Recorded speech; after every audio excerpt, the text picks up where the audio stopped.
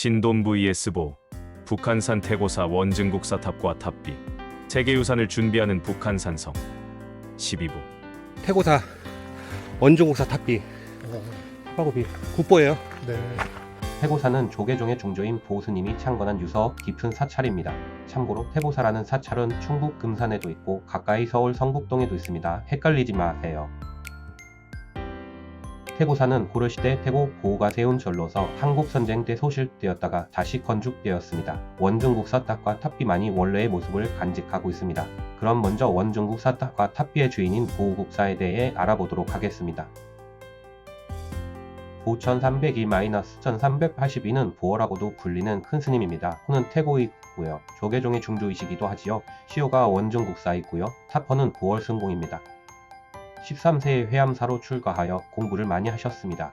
국내에서의 수행이 부족하셨는지 고령이신 46세 때에는 원나라로 유학을 갔다가 오시기도 했어요. 워낙 유명하신 스님이라 많은 일화가 전해져 오고 있는데요. 원중국사 탑비에 적혀있는 일화 하나를 들어볼까요?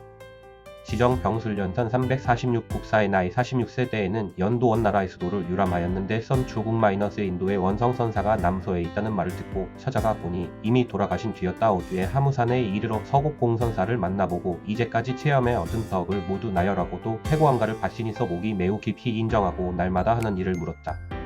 국사가 대답한 뒤에 천천히 묻기를 이 밖에도 따로 또 할 일이 있습니까? 아니 서곡이 말하기를 노선도 그랬고 3세 불조들도 또한 그러했다 하고 드디어 심표로 가사를 주면서 말하기를 좌승은 오늘에야 비로소 잘 바라는 말을 자겠다 하였다. 국사가 머리를 18대 손이 다해 4달 동안 국사를 머물게 하고 헤어질 때에는 주장을 주면서 하였다. 선자가 이를 듣고 영영사에 당을 열 것을 청하면서 금난가사, 금실로 만든 가사와 침향불자를 하사하였고 황후와 황태자는 향패를 내렸으며 왕공사녀들은 분주히 예배하였다.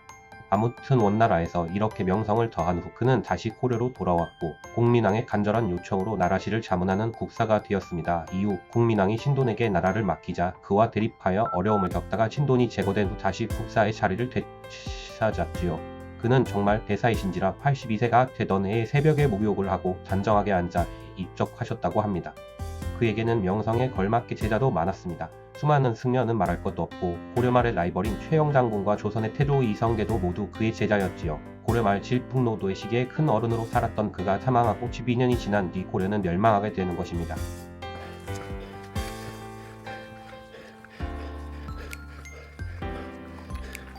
국사 진짜 오랜만에 오네. 북한산에 와도 여기는 탑봉도 외에는 들리지 않아서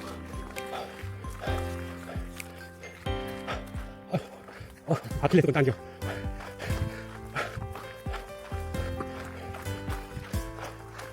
제가 혹시 속도 안 나도 갑갑하면 조금 나가고 그러시면 돼요. 자, 얼마나 위에 오면 더 그래. 경기하는 거죠. 최고라니까. 좀 많이 썼구나. 여기 경기에는 저기 있어.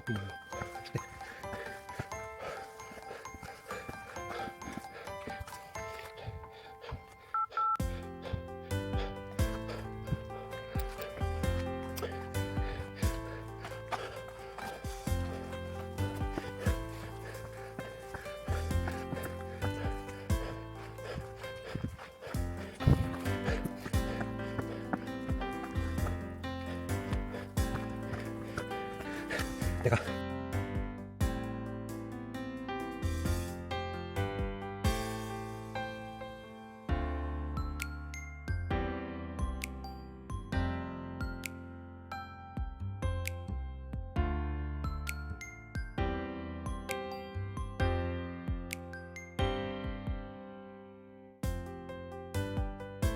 원중국사 탑비는 1385년에 제작되었고요. 고려 말의 명문장가인 모곤 이색이 글을 썼습니다.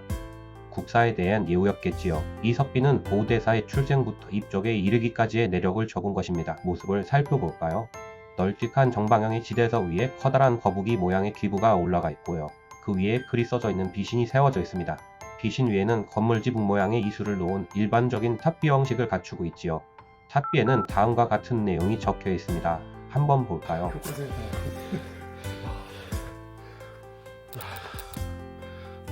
들어가도 돼요?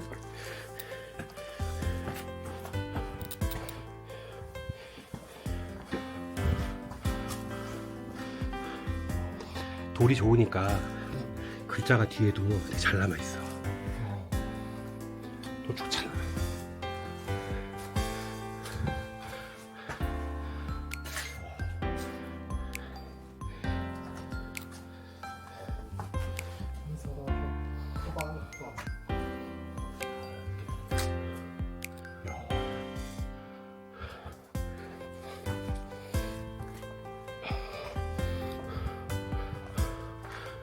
컷만 계속. 국사의 마음은 바다와 같이 넓고 하늘이 강림하는 것 같아 보다 국사의 자취는 부배와 비석처럼 신통하여 돌아와 지유를 받았으니 왕자의 스승이었고 소설산에서 몸소 바틀가니 은연이 때에 마하셨도다. 때로는 취성에서도 혁명을 농막하였으나 구름이 하늘을 가림과 같은 것 국사의 명성에는 무슨 손상을 줄 수 있었던가. 다른 곤륜에서 졌어도 남은 기시 꼬사리는 영무하니 왕문에 빛나도다. 오직 삼각산만이 푸르게 구름과의 빛겹 고탑을 그 아래 세우니 나라와 더불어 길이 평안하도다. 국사의 풍도는 동방에 널리 퍼졌도다. 시는 배수하고 명을 지으니 무궁토록 전해질 것이다.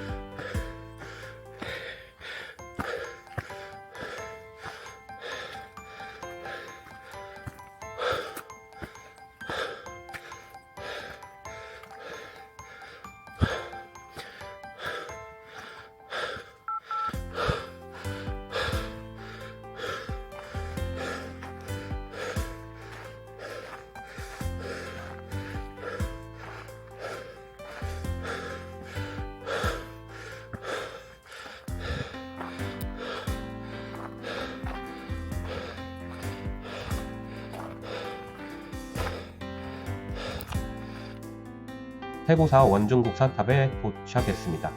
원중국사탑은 도스님의 사리를 봉안했던 부도탑인데요. 1385년 이전에 제작되었고요. 원래는 도굴로 인해 쓰러져 있었는데 1980년 10월에 지금의 모습으로 복원되었지요.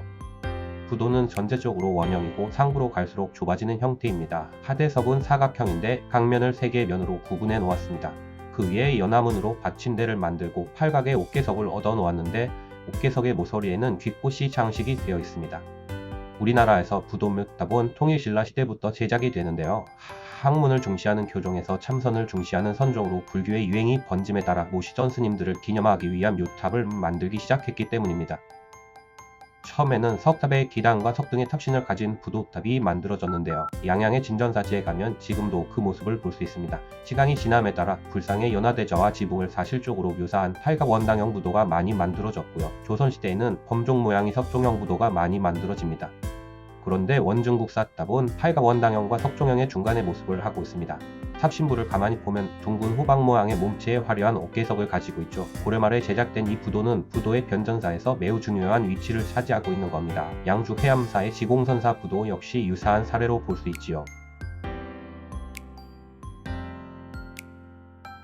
인도의 아잔 가석굴에 갔을 때가 생각납니다. 그곳에는 다양한 수우다가 굴마다 위치하는데요. 반은 붓서님이고 반은 수우파의 모습을 띠고 있어서 수우다가 곧 붓서라는 의미를 전해주기도 합니다. 그곳에서 봤던 수우파 원중국사의 부도는 초기의 부도나 조선시대의 석종형 부도에 비해서 비슷한 느낌을 받았어요. 제가 미술사를 전공하지는 않아서 구명하지는 않지만 원중국사 부도가 세워지는 시기의 중국을 통해 인도의 수우파의 형상에 대한 이해가 높아지지 않았을까 생각도 해봤습니다. 물론 정립되지 않는 가설이니 그냥 흘러들으세요. 나중에 생각이 확고해지면 다시 말씀드리겠습니다. 이 탑이 14세기 말 15세기 초 즈음으로 이제 추정이 되는데, 재밌는 것만 설명하자면은 이제 고려 말이잖아요. 1392년에 이제 고려가 조선 개국하니까 고려 말인데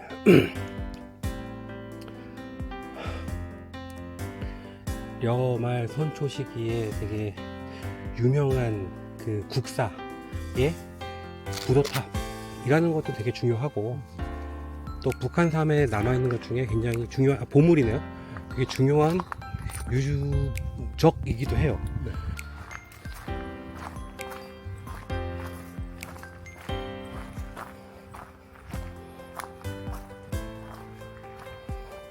여긴 길이 없나? 나 전에 다녔던 기억이 있는데 길이 있는 것 같은데 나 기억이 있거든?